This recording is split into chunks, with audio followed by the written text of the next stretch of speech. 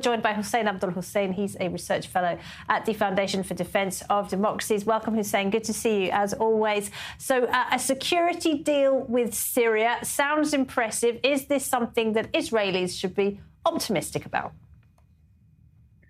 Well, it is good to talk, but I don't think the agreement that's being touted is as promising as advertised. I think what we're looking at here is that at best that we go back to the December status quo before the Assad regime crumbled, which I don't think is really something that Shara should win credit for. So why not talk about peace? I mean, since we have both sides talking to another, so why not talk comprehensively? Why not say, okay, let's strike a deal?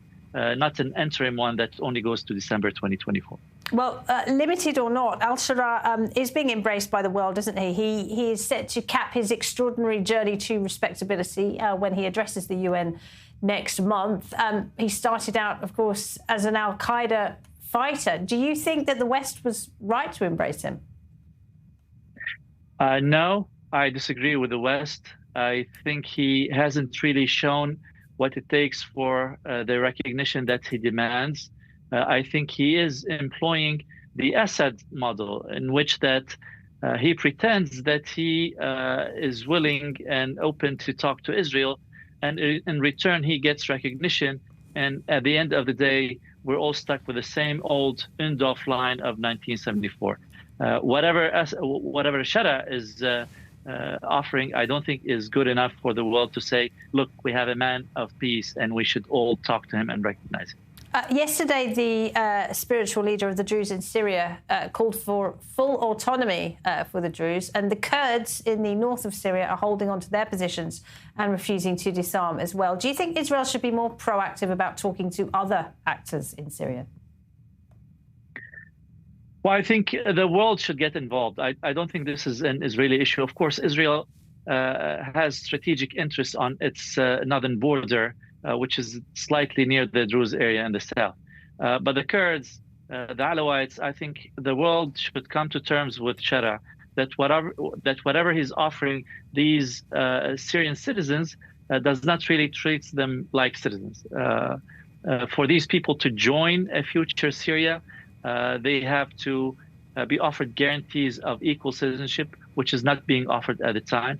I think the word unified and territorial integrity looks good, but for the individual Syrians, it is not as good. It takes us back to the same reason why the Syrians took to the streets and toppled Assad in the past. If Israel does shun Shara and doesn't go ahead with a security agreement, is there a risk that Syria will simply move closer to Turkey and Qatar, and it will be those countries on Israel's border? And does it not show that Shara does want some kind of agreement? If he doesn't ask for an agreement, these other actors will move in. I think these other actors, Turkey and Qatar, are moving in, regardless of what Israel decides on how to deal with Shara.